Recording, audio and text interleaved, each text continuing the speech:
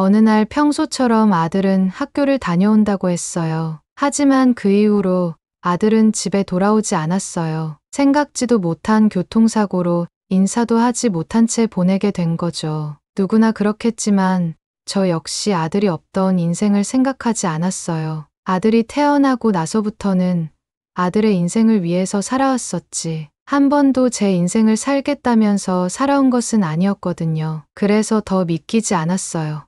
마치 아무 일도 없었다는 듯이 현관문을 열고 들어올 것만 같았고 전화를 하면 아들이 받아줄 것만 같았어요.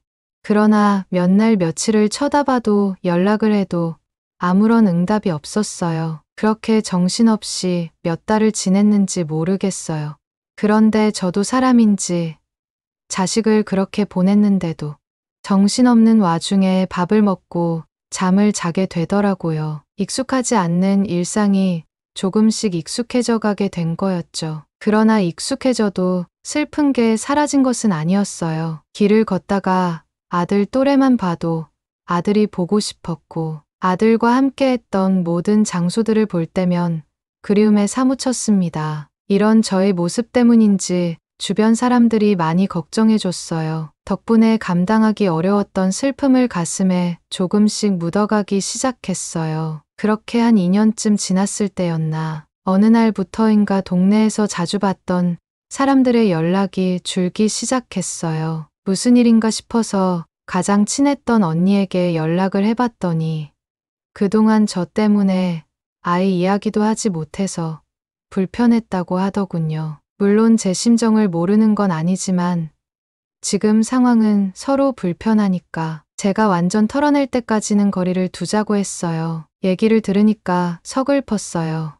저도 무슨 말인지는 이해는 하지만 이렇게 될 거라고는 전혀 예상을 하지 못했거든요. 그래서 한동안 집에서 나오지도 못했어요. 왠지 나가다가 마주치면 제가 죄인이 된 기분이 들었거든요. 이런 와중에 남편은 저에게 잘해주려고 노력했어요. 남편도 분명 저처럼 많이 힘들었을 텐데 바깥 공기도 마시고 그래야 한다면서 외식을 자주 하자고 했거든요. 당연히 전 남편의 말을 거절 못하고 나가자고 할 때마다 나갔어요. 그런데 주변 사람들이 보기에는 우리 부부가 외식하는 모습이 이제는 다 잊고 사는 것처럼 보였나 봐요.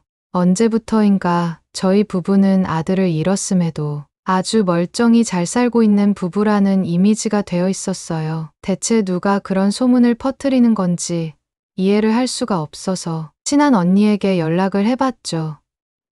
대체 누가 그런 말을 하는 거냐고요. 그러자 언니가 그러더군요. 사람은 말실수만 하는 게 아니라 행동으로도 실수할 수 있다고요. 이유야 뭐가 됐든 오해를 사게끔 한 제가 잘못한 거라고 하는데 억울해서 한마디 해줬어요. 나는 평생 슬퍼만 해야 하는 거냐고요. 그러자 언니는 자신은 그러지 않을 것 같다고 했어요. 허망했어요.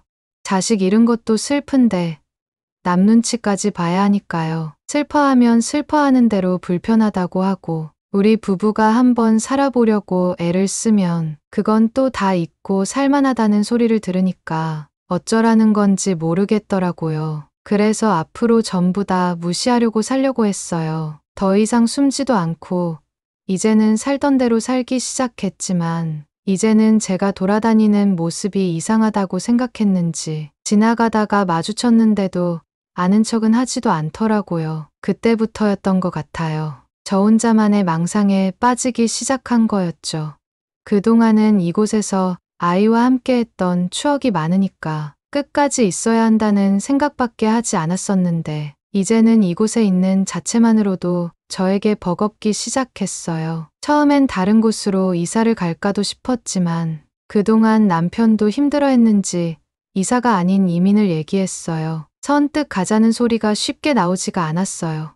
내 아이는 이곳에다가 두고 가는 게 마음이 편하지 않았거든요. 하지만 남편은 이곳은 한 번씩 오면은 되는 거고 우리 아들은 마음속에 있으니 함께 있는 거라고 했어요. 크게 와닿지는 않았지만 남편 뜻을 따르기로 했어요. 그렇게 어느덧 이곳에서 산 지 5년이 지났네요. 풍경도 좋고 맛있는 음식도 많이 있지만 한 번도 제대로 즐기거나 누리지는 않고 있어요. 봐도 그저 우리 아들도 봤으면 더 좋았을 것 같고 맛있는 것을 봐도 우리 아들이 잘 먹겠다는 생각밖에 안 들었어요. 한국은 1년에 한 번씩 방문하고 있는 중입니다. 방문 목적은 당연히 아들을 보러 가는 것이에요. 아들 생일에 맞춰서 방문하고는 있는데 그리우면서도 항상 미안한 마음이 생기고 있네요. 그래도 아들한테 우울한 이야기를 하기보단 그동안 보고 먹었던 모든 것을 이야기를 해주고 있어요. 아무래도 그렇게 해야만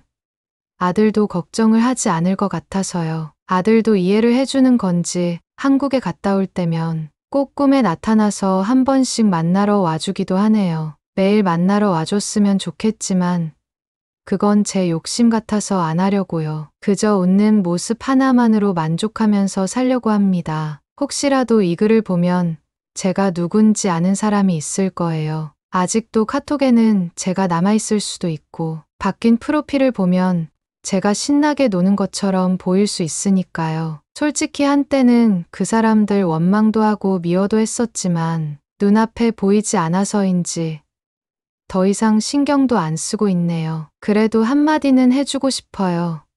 남 신경 쓰기 전에 너네들이나 잘 살아.